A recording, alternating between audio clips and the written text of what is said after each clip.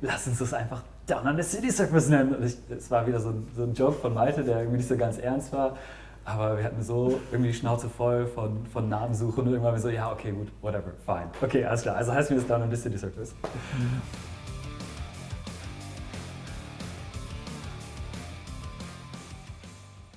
Das ist Sören.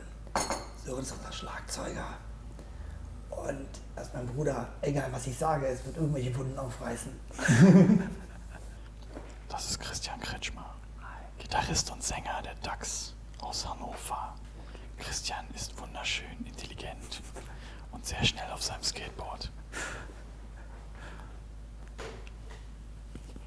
Hallo, das ist Malte Schalk. Er ist Bassist bei den Ducks. Es ist ein sehr ruhiger, aber lustiger Mensch, der auf der Bühne komplett steil geht. Vielen Dank. Wir dürfen wieder ganz normal sprechen. Sehr gut. Okay. Was sind eure ersten Erinnerungen an Musik? Ich glaube, es war eine Schallplatte von Rachmaninov.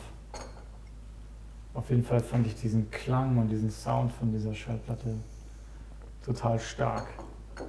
Und ich weiß noch, oder meine Mutter erzählt es mir auch andauernd noch, dass ich als 3- oder 4-Jähriger diese Schallplatte zu Weihnachten aufgelegt habe. Also wir haben alles für Weihnachten eingedeckt, den ganzen Tisch und so, und ich habe dann gesagt, ich mache jetzt noch die richtige Musik für die Stimmung an und habe dann diese Platte aufgelegt.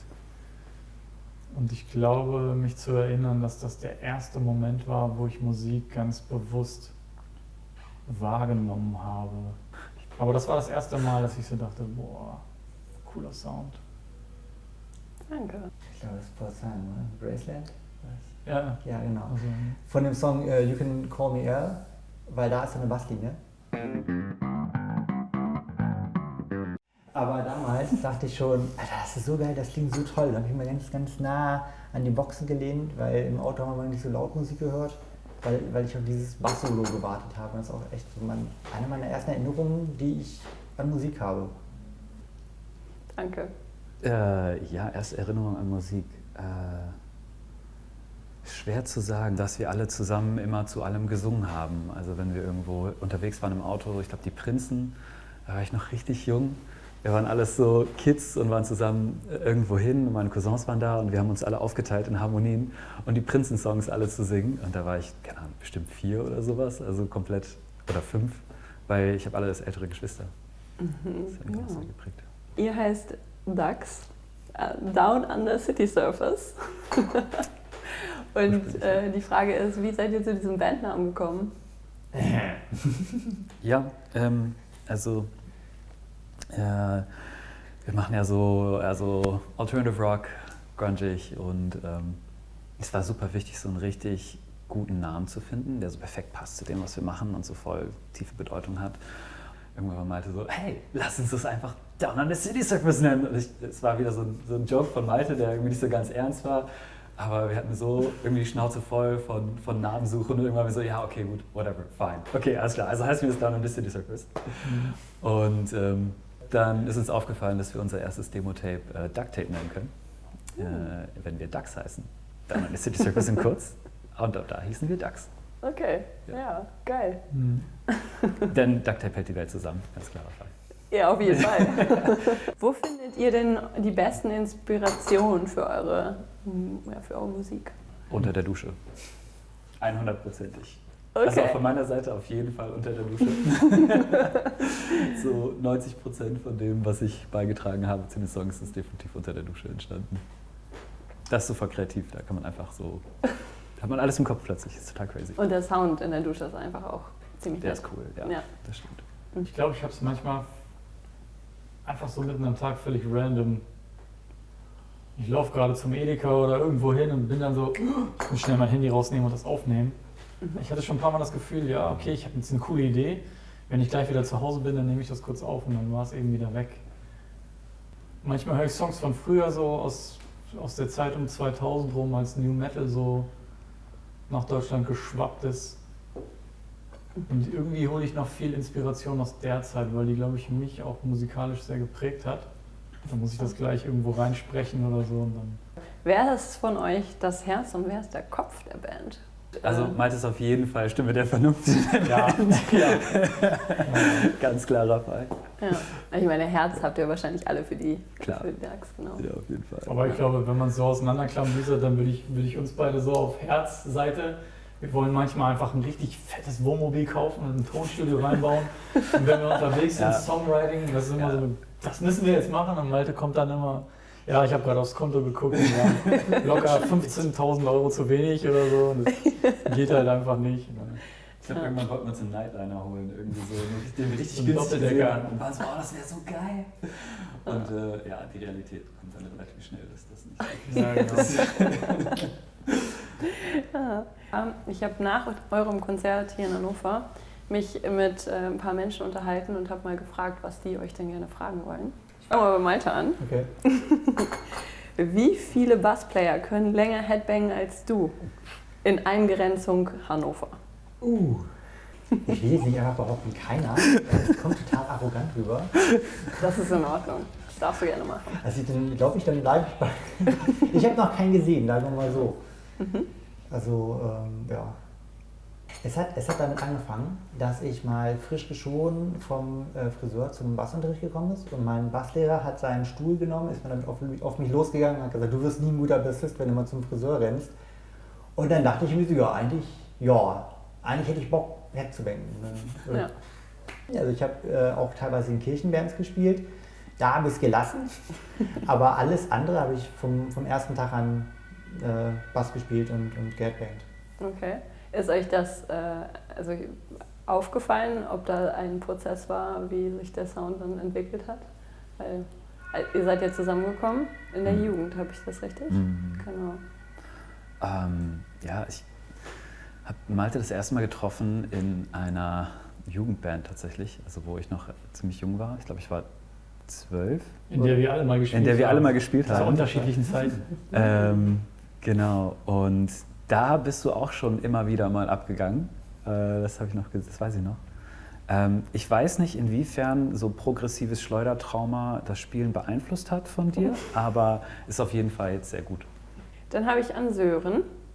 Gibt es Momente der Stille in deinem Leben und wie beeinflussen sie deine Musik? Also dein Schlagzeugspielen. Ja, tatsächlich ziemlich krass sogar. Dann spiele ich tatsächlich auch sehr, ich will jetzt nicht sagen, traurige Sachen, aber doch vielleicht. Ich glaube, ich habe mich immer sehr stark über mein Spiel ausgedrückt, so meine Emotionen. Und wenn ich zum Beispiel mit den DAX spiele, dann habe ich einfach sehr viel Adrenalin und spiele eigentlich meistens viel, viel stärker, mit viel mehr Kraft, als ich es normalerweise tun würde. Und wenn ich so ruhige Momente habe, dann spiele ich tatsächlich manchmal auch sehr, sehr leise Schlagzeug und brauche auch gar keinen Gehörschutz und kann dann aber auch jede Nuance von dem Schlagzeug hören. Und das hat mir oft auch schon viele Wege eröffnet, das mal ganz anders klingen zu lassen. Wenn ich es ganz anders anschlage, in einem anderen Winkel, an einer anderen Stelle. In solchen Momenten habe ich auch immer viel nach Klang geforscht irgendwie. Und genau, ich würde also sagen, man kann, wenn man mich wirklich gut kennt, glaube ich, kann man hören, wie ich mich gerade fühle. Dann merkt man, oh, heute spielt er aber seicht, ja, heute ist er wohl nicht so gut drauf. Die letzte Frage. Christian. Von einer Skala von Ozzy Osbourne bis Angel. Kennst du die beiden? Ich kenne Ozzy auf jeden Fall. Wo würdest du deine Stimme einordnen? Okay, krass. Keine Ahnung, ehrlich gesagt. Ozzy ist doch relativ weit weg entfernt von mir, habe ich das Gefühl. Ja, also auf jeden Fall Engelsgehör. Nein, ja, irgendwo, ich würde sagen 50-50. Ne? Ja, also wahrscheinlich dann eher so Richtung Ozzy Osbourne. Okay, ja, cool, danke. Wie würdet ihr Sören beschreiben, wenn Musik keine Rolle in seinem Leben spielt?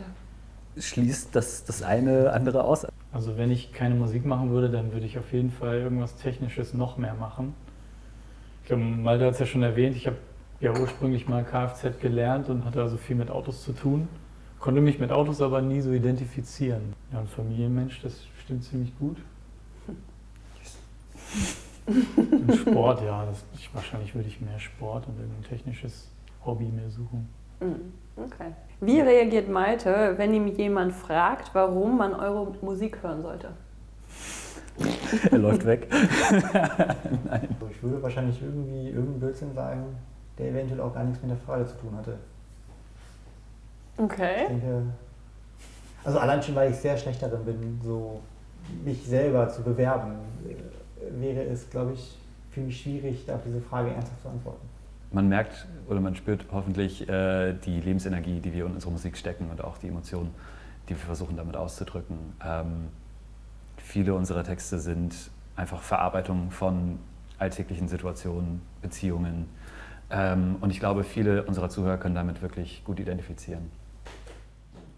Wie definiert Christian Erfolg in der Musik? Alter. Dass er Dinge tut, bei denen er weiß, dass er da immer hinterstehen wird und nicht irgendwann denkt, oh Gott. Wenn wir was produziert haben, wofür ich wirklich hinterstehen kann auf lange Zeit, dann war das total cool. Dann war das genau das. So, es ist ja immer ein Snapshot, es ist ja immer noch eine Zeitaufnahme, wenn man einen Song aufnimmt. Und dass wir unser Bestes gegeben haben und die Emotionen, die wir hatten oder das, was wir ausdrücken wollen, wirklich vernünftig ausgedrückt wurde. Und wir auch in der Zukunft immer zurückgehen können und sagen können, ich bin stolz auf das, was ich gemacht habe. Weil ich und wir alle da mit unserer ganzen Seele und Energie und Blut und Schweiß drin waren. Wie geht Sören mit Kritik an der Musik um, die ihr macht? Ich glaube, Sören hat meiner Meinung nach ein gesundes Verhältnis zur Kritik, wo er versucht herauszufinden, was an dieser Kritik, was er davon mitnehmen kann, was nachvollziehbar ist, was er umsetzen kann. Ich muss es aber auch erst lernen. Ne? Ich glaube, so gerade als wir angefangen haben, mal Konzerte zu spielen, aus dem Keller rausgekommen sind, das war wie so ein komplettes Nackigmachen. Irgendwie so. Man steht so richtig verletzlich da. Und wenn dann jemand sagt, so, genau deshalb fand ich euch nicht gut, dann war das natürlich so ein richtiger Stich ins Herz. So. Und dann, also dann hat man sich immer gleich als ganze Person irgendwie angegriffen gefühlt. Und ich musste erst so ein bisschen lernen, das auch zu trennen, so, dass es nicht um mich als Person geht, sondern um die Musik einerseits. Und ganz krass eben auch, dass Musik natürlich Geschmackssache ist. Ne? Also das, was der eine total abfeiert, findet der nächste unhörbar schlecht. Genau, ja. Auf was freut ihr euch denn dieses Jahr noch? Also wir haben ein Jahresabschlusskonzert. Jahresabschlusskonzert? Ja, das findet in Langhagen. Am 13. Dezember. Langhagen im Café Monopol. Genau, Café Monopol. Das wird richtig cool. Und wir sind gerade einfach in einer Phase, wo wir Songwriting betreiben. Und das macht sehr viel Spaß und ist auch sehr inspirierend.